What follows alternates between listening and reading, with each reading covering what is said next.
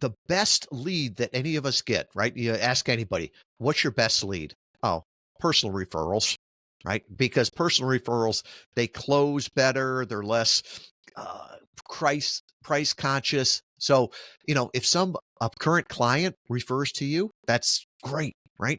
If a podcast host introduces you to their audience and you get to talk with them, that's a personal referral, right? You get to, the podcast host has already more or less vouched for you. In the noisy world, sometimes the person that gets heard is the one that is not yelling, is not talking fast. They're posing questions and ideas that make people stop and listen. I believe that the best gift that you can ever give someone is introducing them to a new idea or a new person, right? It can change their lives. I will forever be thankful for Brian Jacobs. Our mission at Interview Valet is to personally introduce inspiring thought leaders to millions of people they could serve for the betterment of all. And I remember showing that to my mom, and my mom doesn't listen to podcasts, right? 80 years old. And she's like, well, what that have to do with podcasts? I'm like, well, Mom, it's not about the podcast. It's about amplifying goodness in the world, right?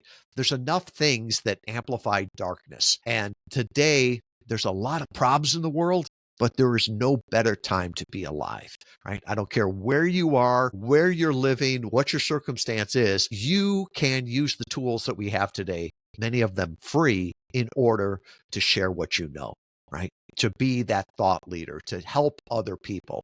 And that's what I'm proud of, that we get to be a small part of that.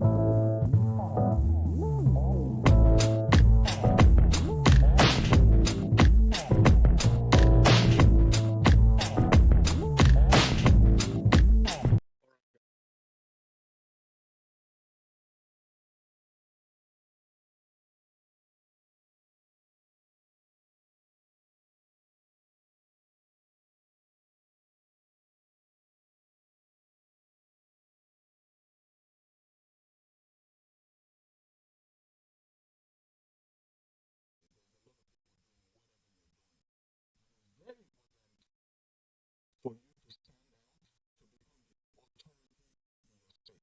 Today, to help us unpack this, we have a special guest on, who is the founder of Interview Valet, the premier podcast guest marketing agency, and he's worked with over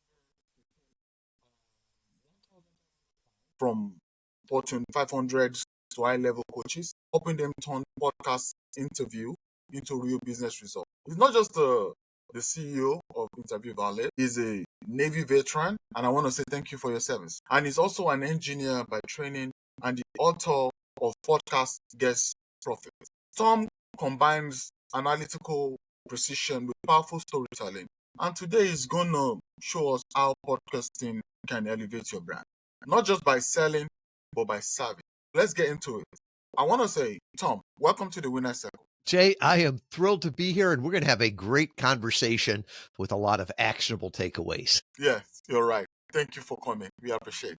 So, for those of you who don't know this already, just like I said, how did a former Navy nuclear engineer end up becoming one of the most trusted voices in podcast marketing? I think everything only makes sense in the rearview mirror, right? So I've got a lot of gray hair, I've got a lot of experience, and it all builds on itself, right? When I graduated the Naval Academy as an engineer, I didn't think, I'm going to be leading a podcast interview marketing agency.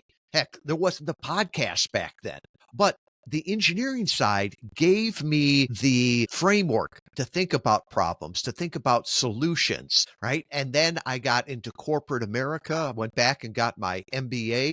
And really what it taught me was that marketing is starting a conversation with someone that could be a great client, right? So worked in corporate America. My last company was HubSpot's first e-commerce case study. We built that up from a regional player to a national leader, sold it off. And then at about 2014, people said, well, how'd you grow it? And I said, well, it was all guest blogs, but blogs don't work in 2014. But I hypothesized that you could use targeted podcast interviews to tap into other people's audiences, to get that know, like, and trust. So we started to test that. It worked great for the first few years, Jay, when I would give my elevator pitch, right? I'd give the little elevator pitch and people go, what's a podcast? By about 2019, 2018, it really started to take off. And really, we've grown over the last decade to a company now with 22 team members serving nonfiction authors, being category designers, high level professional services, coaches, consultants. And really the idea of today, it's not breaking through the noise, it's getting in on the conversation and getting that trust. It's not just about being heard, but it's being about being trusted. Not just about being heard, but by being trusted, which is a very, very powerful word that you just said. So now I want to ask the question. I just want to take it in this way. A lot of people have thought about, before you become an authority in a particular field, you have to have a huge following. That has been a lot of people's thought. So what's your view into that? I disagree with the premise. There's a difference between an influencer and a practitioner, right? And everybody knows about the influencers, right? They're out there making a lot of noise. And, a couple of years ago, they were the crypto bros and the crypto experts. And now they're the AI experts. And they're always out there making noise. But you know what? They're not the authorities. They're not the leaders. They're not the thought leaders. And the truth is, if you really ask them or behind it, they're not the ones that are really monetizing it, right? There's a lot of people out there saying, well, I built this funnel and I got a 2 comma club. Yeah, they sold $1 million of product. They had 50% return. They paid 50% commission, right? For all of that work, they made less than minimum wage. They're making a lot of noise, but not making a lot of impact. It's the people that don't have a big following, but when they say something, people listen. They have that strong point of view. People are talking about them, right? They're remarkable because people remark on what they're saying. And I think that is more important today than just being some influencer. It's a noisy world, and trying to compete with those influencers is a losing proposition. I always say, if you want to be in the winner's circle, figure out where you have an unfair advantage. So too many people think, well, I've got to be famous before I can have influence or authority. No, you just need to show your authority, get heard by the right people, get known by the right people. And that's how you will really not only get the authority, but get the recognition and the rewards that come from that. So let me just ask a follow-up question. So we're having a discussion on the word authority itself. So do you believe that everyone has an authority worth sharing? Very much. One of my favorite phrases is, what's ordinary to you is amazing to others. Like the person that understands fourth grade math can help the person that's doing second grade math. And I think we all know things from our lives, from our experiences, and we're blessed to be a blessing. And a friend of mine helped me with this. He's a lawyer. And he gave me the definition of what an expert is in the United States in terms of the law. It's someone that by their training, their knowledge, or their life experience has more knowledge than the average person. So sometimes this could be the PhD that has taught on this. All right, that's one kind of expert. It could also be the expert, if you want to call them the Sherpa, right? That been to the mountain so many times, they've got the gray hair and the stories that go along with it. Or it could be that person that's just a few steps ahead of you. And that's what this person was. He wrote a great book. He called it Lessons Learned from the Lumpy Couch, How to Be a Great Husband. And this guy could relate to people a lot more than someone that had gotten their PhD in family counseling. No, Nick Pavlidis grew his business, grew his podcast all around there, and he had the authority to go along with that. So I think too often we look at ourselves in the mirror and we say, well, what I know, everyone knows. No, they don't. Right? And you could help someone and you have expertise in there. We often underestimate what we know and overestimate what other people know. So now let's look at this word, right? From guest to authority, from being a guest to being an authority in a particular industry. Podcasting is giving the opportunity to different people. right? And they have a lot to share, just like being a good husband, there's something to share. Now, I've had people come on this show, and some of them are nervous, and some are not. Some are really experts in what they do. So, what separates a good podcast, like a good podcast guest itself, from a great one?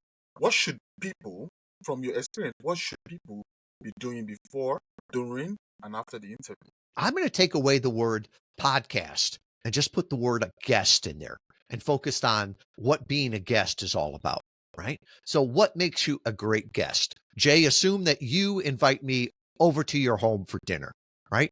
Well, if I'm a guest, what am I going to do? I'm going to prepare beforehand. I'm going to ask you, what is this? Is this a barbecue? Is it a formal dinner? I'm going to show up appropriately. I'm going to prepare, right? I'm going to make sure that I maybe know what the party's about, the other people there, right? If you want to call it the audience, I am going to confirm beforehand, right? I always say when you show up at a podcast, there's 3 ways to do it: early, on time, and rude.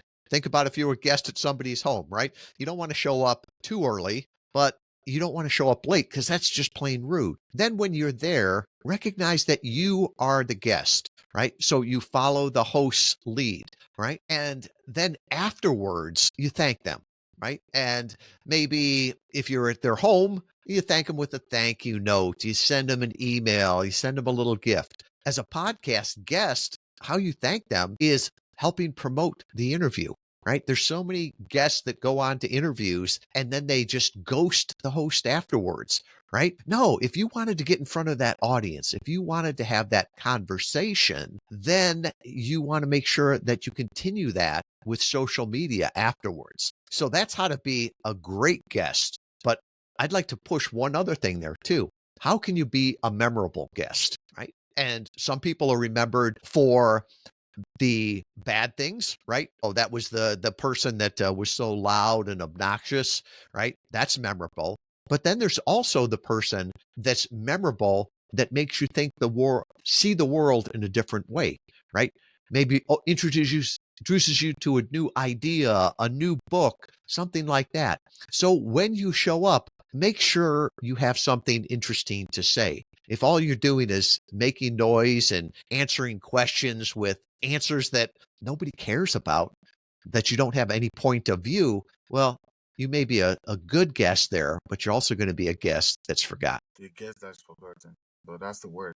A lot of guests get forgotten along the way. So moving on, I've seen some of your videos and I follow up with some of your, the podcasts you've done for now. And I see that you often say conversation are the new currency. I pick those words from some of your talks. So can you speak to how podcast interview or interviews can help build trust with potential clients or collaborators? I'm going to go clients, collaborators, and referrers, right? The best lead that any of us get, right? You ask anybody, what's your best lead? Personal referrals, because personal referrals, they close better, they're less price conscious. So if some current client refers to you, that's great. If a podcast host introduces you to their audience and you get to talk with them, that's a personal referral, right? You get to, the podcast host has already more or less vouched for you, introduced you, you have the conversation. So that's where you're talking to people. But I wanted to point out something else. I believe that going forward, our best referral partner is going to be ChatGPT and maybe Perplexity, right? And it's interesting that people are starting to think of them as people.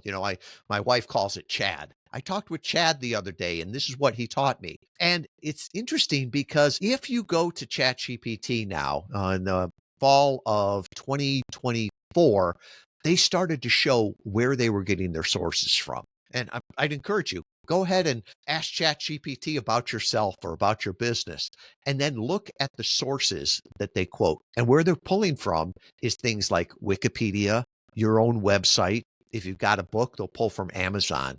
But then after that, almost everything is long form collaborative content. And why is that? Well, the studies say that the majority of the internet now is AI created, right? It's a rehash of a rehash of a rehash. And so People are looking for authentic conversations, but so are the AI engines. And they realize that when they're listening to Jay and I talk, that sometimes I don't talk in a complete sentence. Sometimes we talk over each other. The AI listens to this and people listen to this and they're like, yes, this is real conversation. This isn't a rehash of a rehash.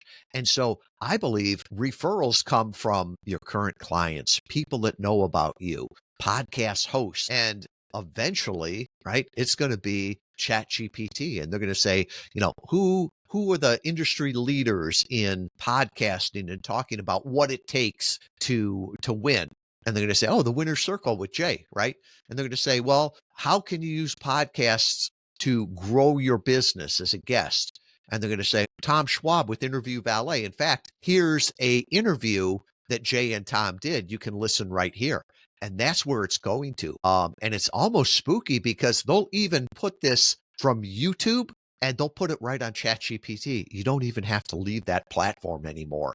They'll refer it to you and then they'll show it to you. And I really think more and more people are going to spend time on those websites, drilling down to my individual website. That's powerful. Well, we all know AI is the future, especially the future of marketing. So if I'm going to follow up with that word AI, how can tools like AI, ChatGPT, DeepSeek, I know there are quite a number of them, how can it support podcast guesting and also support brand building without losing that human touch? Because, most times AI takes away the human touch of, the support itself. It's interesting, and we're just starting to play around with this. Big corporations are spending tens of thousands of dollars on something called tone of voice. So if you think about it, most companies have your brand guidelines, right? Here's the colors we use on our website. Here's our palette. Here's the logo or the font that we use, right? Those brand guidelines, so it's consistent. But the problem becomes, how is our tone of voice consistent? And the big corporations will spend tens of thousands of dollars coming up with this. But for companies, we can do it also. We can start finding out what our tone of voice is. So we can have ChatGPT listen to our interviews. It can look at our website, look at our marketing pieces, and start to understand who we are. Because so often it is where people are skeptical, right? They'll see an email and go, well, that didn't sound like Tom. And it's like, well, why? Well, first of all, there was no spelling mistakes in it, right? My team knows that if there's not a spelling mistake, it probably didn't come from me, right? But even more than that, it's like, it's a semicolon, right? I've never seen Tom use semicolons in there, and especially use it properly. Or even words that we use, right? It's like, I have never heard him use that word, or it didn't sound friendly like he normally does. So it's great that we can use these podcasts and podcast interviews to understand our tone of voice so that we can teach the AI, hey, this is what Tom sounds like. Or even when we talk to the team, right? A new team member comes in and says, this is the tone of voice of the company, right? We are educational. We are not salesy. We tell client stories. We tell success stories. We don't do hype. And it's those things there that people are like, oh yeah, that sounds like you. And so I would encourage people to take the content that they already have and start looking through that. And especially with the help of AI to figure out, what is my voice in the world? What is my voice in the world? So now, how can someone strategically choose the right podcast to appear on? Not just appear on, to elevate your brand. Strategy and strategic is the word on that. I don't use the word podcast guesting because to me, podcast guesting, it's an activity. It's almost like public speaking, right? If I go outside today and I talk to a tree, is that public speaking? Well, I guess so, right? But there's too many people that are, it's a numbers game, right? All I've got to do is talk on enough podcasts and magic will happen. It's like, well, why don't you just go down to Times Square, New York, and just talk to random people, because one of them is bound to be your ideal customer, a billionaire, and buy your company.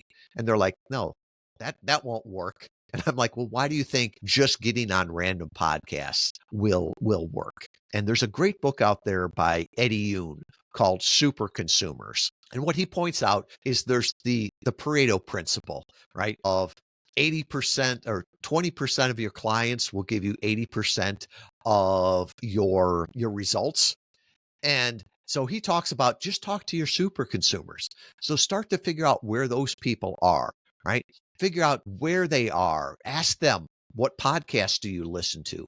Look at the host, right? Often the audience is like the host or aspires to be like the host, right? If you want to talk to, first time parents, well, don't go on a podcast that talks about retirement planning or vice versa, right? So make sure that it's got content there. And then the other thing that we had talked about before is make sure you're doing different interviews. I've heard so many times where people will say, I've done 50 podcast interviews. No, you did one podcast interview. You just did it 50 places. And so if anybody listens to you, they're going to be confused because it's like, hold it, this is the second interview that I've heard from Tom, and it sounds like the same thing, right? If it's like as a podcast host, if every interview was the same questions to the same guest, nobody's going to listen beyond podcast 2, right? So make sure that when you're doing interviews, you're focusing on new things, focusing on what you're learning. And sometimes people will say, well, if I share what I'm learning, then people will just copy it. That's okay, right? They'll always copy what you did, but they're never going to be able to copy what you're doing and what you're going to do. And that's the authority part there. And I love it. There's times where I'll talk about something and then 6 months later, 9 months later, I'll hear other people in the industry talking about it. And I love that because it raises the stakes for all of us, right? It raises the playing field there. And I'm like, this is resonating. And that's what it means to be an authority and a thought leader, is that you are leading the thoughts, not just making noise. You're leading the thought and not making noise. Because sometimes noise, sounds louder, but it's just noise, No, talking about noise, there's a lot of noise in the digital marketing world. So how do you make sure your message cuts across and actually resonates with your audience? Well, in the noisy world, sometimes the person that gets heard is the one that is not yelling, is not talking fast. They're posing questions and ideas that make people stop and listen, right? I'm showing my age now. There was a financial commercial years ago, and I think it was John Hancock Insurance or something, where they said, when John Hancock talks, people listen. And I'm going to point this out to anybody that's a parent, right? If you want your kid to listen to you, do you want to talk fast, and just make as much noise as possible? Probably doesn't work, right? And I've learned this the hard way. And I now know that if you want them to listen, you get down on their own level, right? You talk slow, you talk quieter than normal, and they slow down and listen. And you say, I'm only going to say this once, and it's important, right? They'll listen through the noise there. And I think too many of us in marketing, it's just like, I'm going to make more noise, more noise, more noise. And people just turn it off, right? But if you can figure out what your key message is that stands out, that is important to them, right? It's important to their problem, that will stand out, right? Too often we all talk about our problem, our product or our solution. Nobody cares about our product or solution. They care about their problem, what they're interested in. So think about it as a parent there, right? You get down on their level. You don't yell at them to stop yelling. You don't yell at them to stop running around. Get down there on their level and say, what's their problem? They want to go to the park, right? That's their whole motivation there. Well, we can't go to the park until you stop running around and yelling. Do you understand that, right? Boom. That's more effective than running around after them yelling, stop yelling. So I think too often as marketers, we focus on our solution or our product and not on our client's pain or our client's motivation. We need to focus more on our client, correct? I would not only say our clients, but our clients' problems. If you understand the problem, we're both on the same side of the table, right? We're working together. If all I'm doing is talking about my solution, well, then you're trying to sell me something. And this comes from one of the weirdest compliments I ever got. So my last company, right? I was covering the phones one day at lunch and the client called up and he said, I love you guys. You're just like Preparation H. I stopped and I'm like, we're like hemorrhoid cream.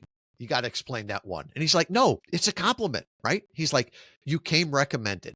You gave me fast relief, right? And it just struck me that nobody cares about our product or service. All they care about is their pain in their rear end. And if we can come recommended and give them fast relief, they'll love us. So fast relief, they love us. Of course, because at the end of the day, the solution shouldn't just be the solution. Is the humanity within that.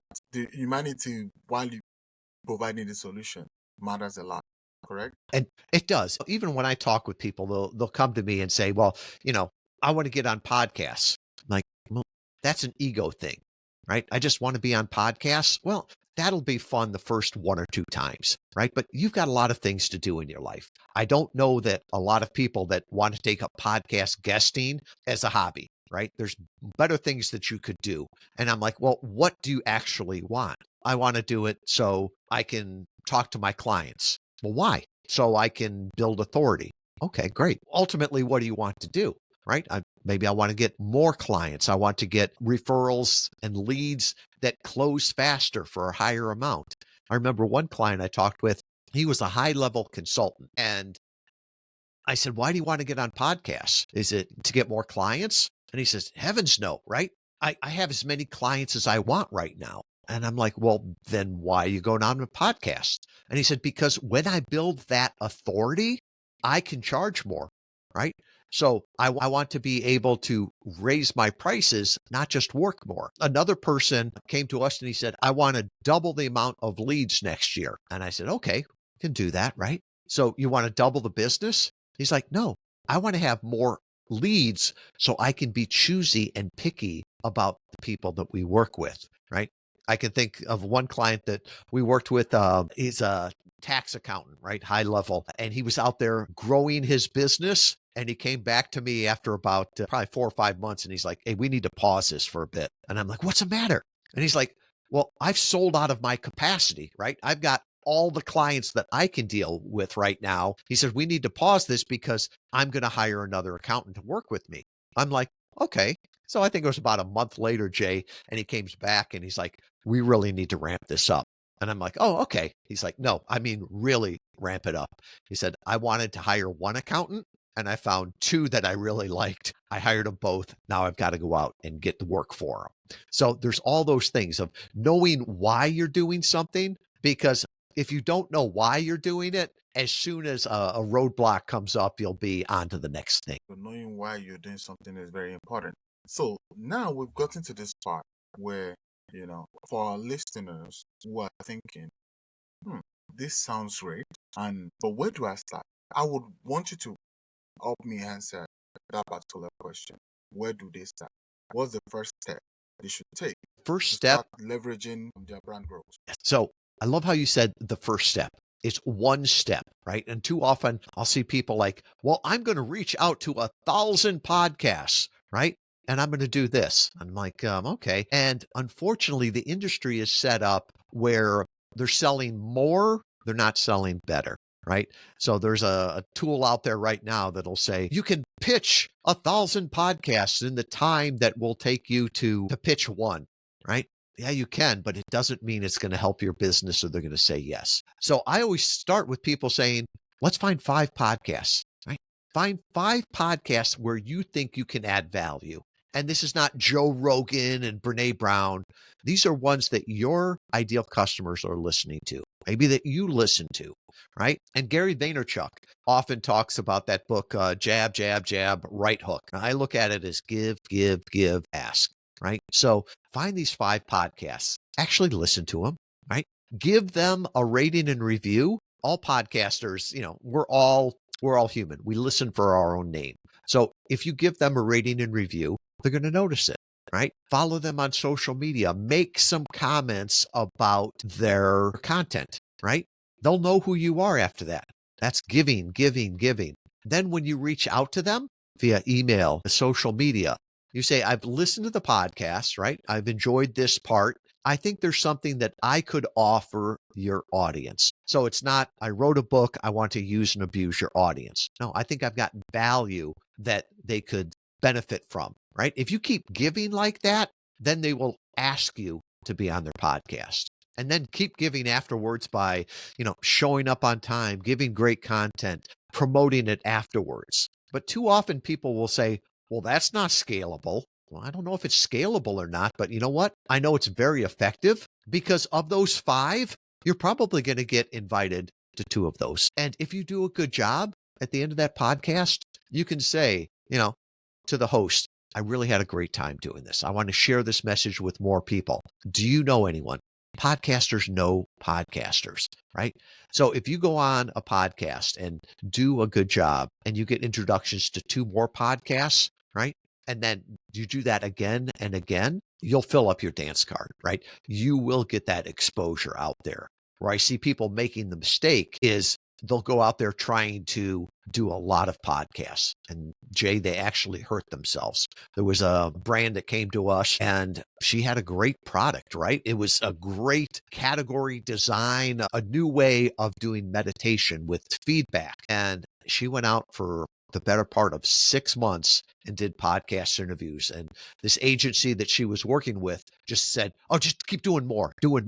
And I think in 6 months, she probably did 50 podcasts and they were all the same.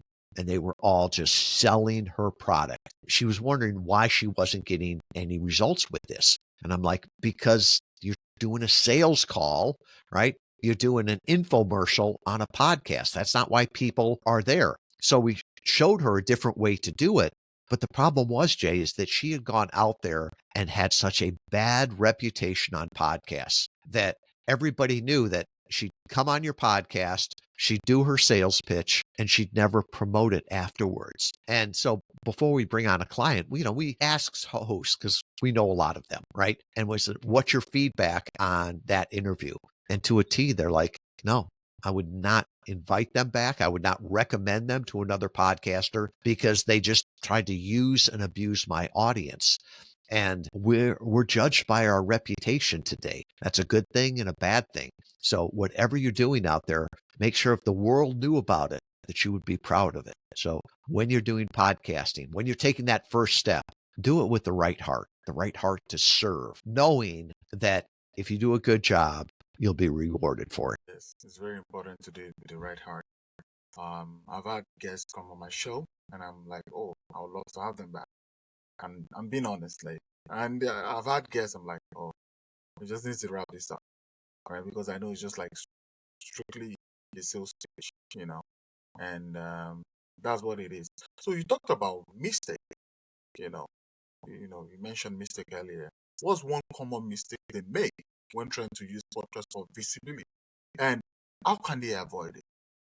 Too many of us want to avoid rejection. We want to avoid being heard no, right? Everybody likes the word yes. But you know what's worse than a no? Is being ignored. And let me give you an example of this. Going back to my formative years in high school, right? You go up and you ask someone if they'd like to go to the dance with you. You're hoping for a yes. A no would probably kill you. But if they just totally ignore you and walk away like you don't exist, that's soul crushing. And that's what most people do on podcast interviews, right? They don't want to be told no. So they go out there and they talk just generic things. And podcasting and marketing should be magnetic. It should attract the right people and it should repel the people that aren't a good fit for you. And so what I see most people make a mistake is they come out there and they've got no point of view. They've got no bold statement. They've got nothing to say. They're just talking about their experience, no insights. And you listen to them and it was like cotton candy, right? I got nothing from that interview. I've got nothing from that. I don't know if I like them or I don't like them.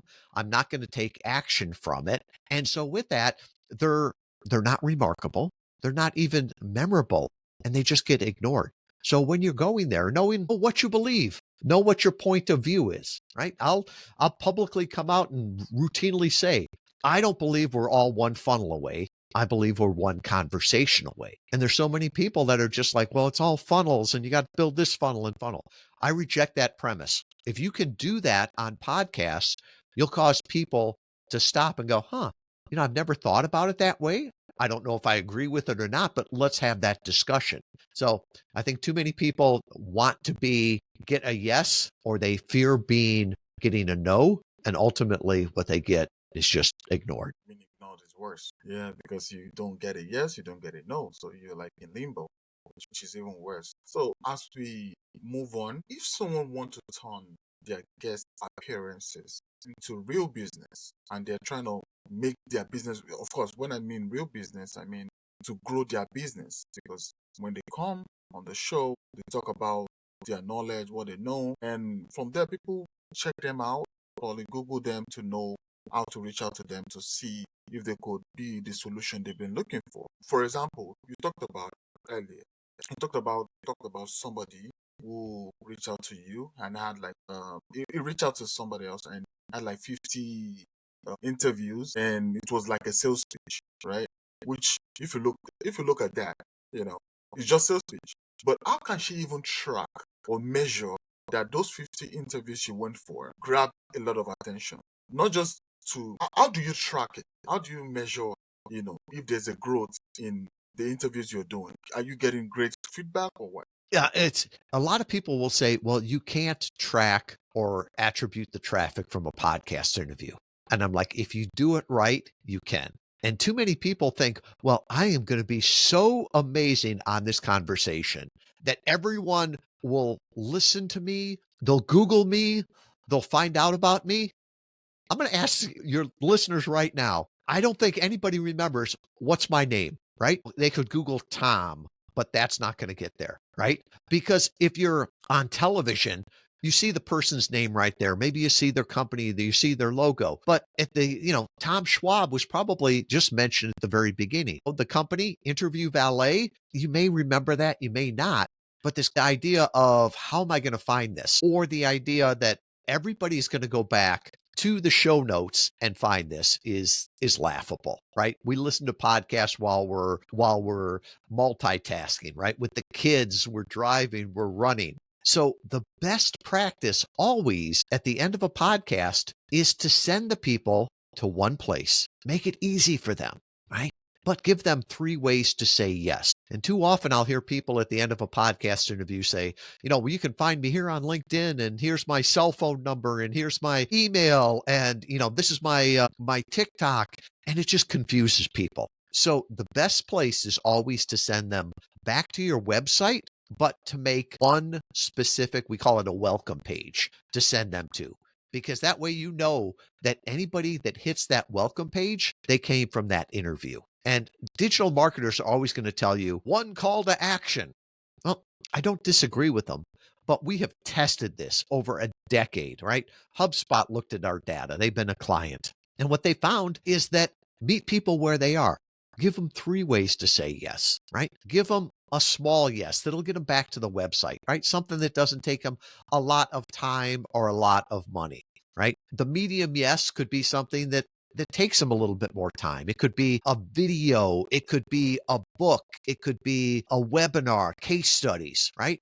And then that heck yes, if they listen to you and you are the answer to prayer, don't slow them down in a funnel, right? Whales don't click and big fish don't swim through funnels. If they hear you and they want to talk with you so they can hire you, make it easy. So you always tell them where to go on your website, tell them what they'll find there, the small yes, the medium yes, the heck yes, and then remind them again where they can go on the website.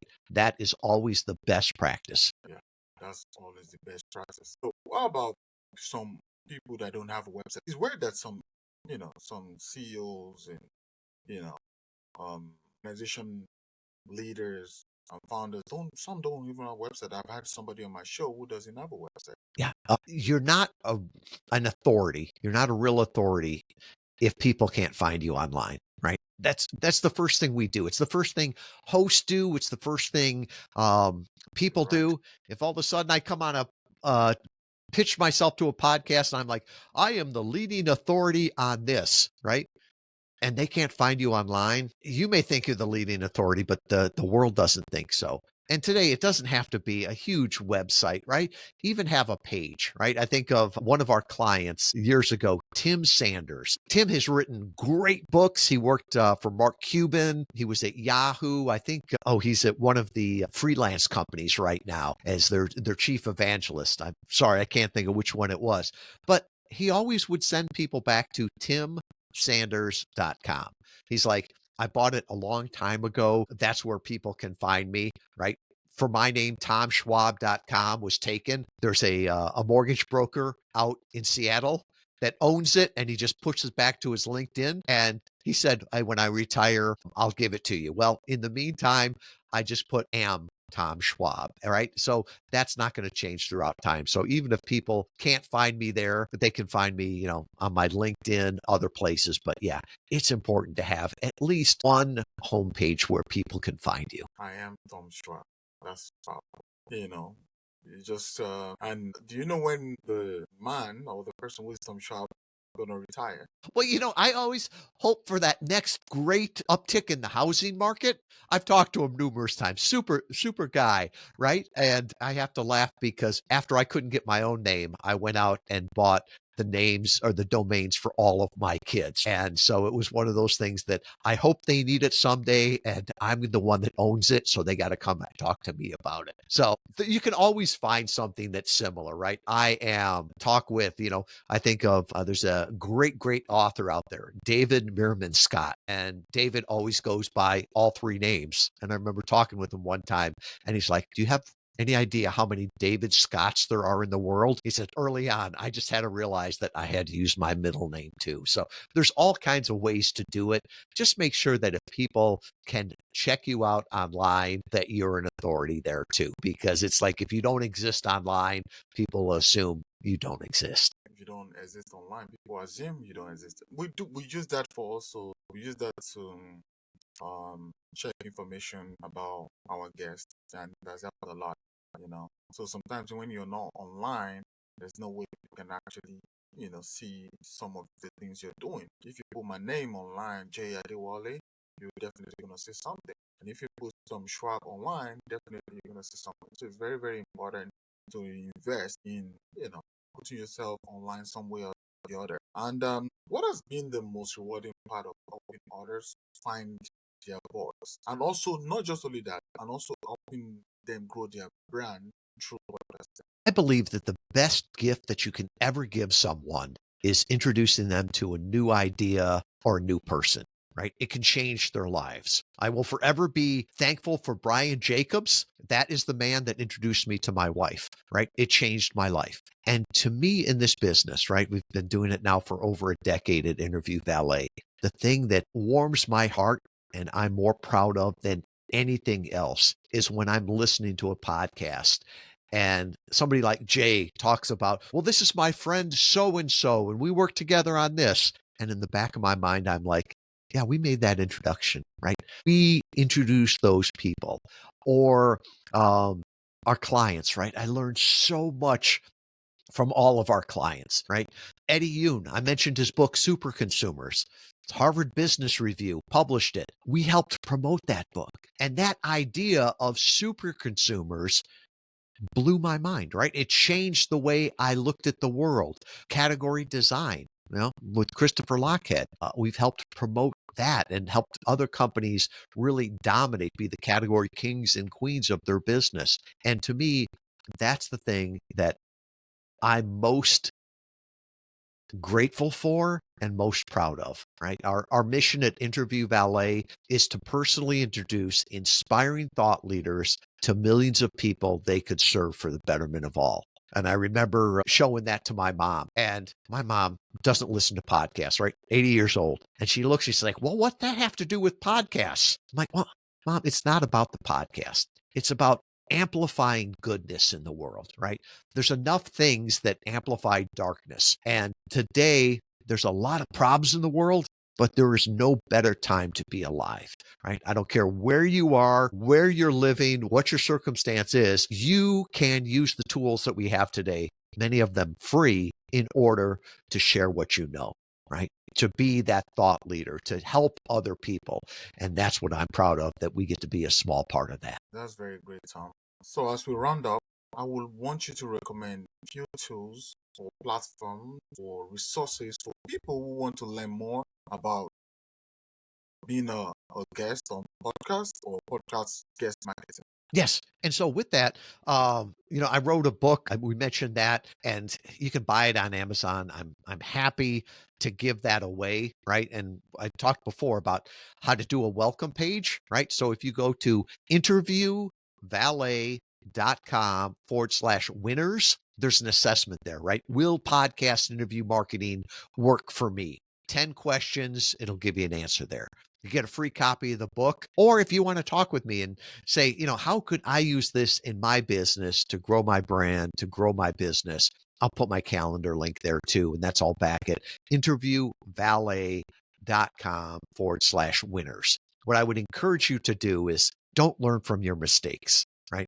Jay and I were talking about this earlier. In the Navy, we used to say it's stupid to learn from your mistakes. It's also painful. Learn from other people's mistakes, right? We've been doing this over a dozen years now, right? And we know what works, what doesn't. We openly share it. And there's times where people say, well, do I have to do all of that? No, you don't have to, but I know that recipe works. If you want to test something else, go for it. Let us know how it works. It's almost like we've got the recipe. This is how you bake the beautiful chocolate cake, right? Learn from that. Use that. Don't just try starting it out on yourself. Time is too valuable. Your time, your resources is valuable. So you can go there, and everything we know we can share with you there. Thank you so much.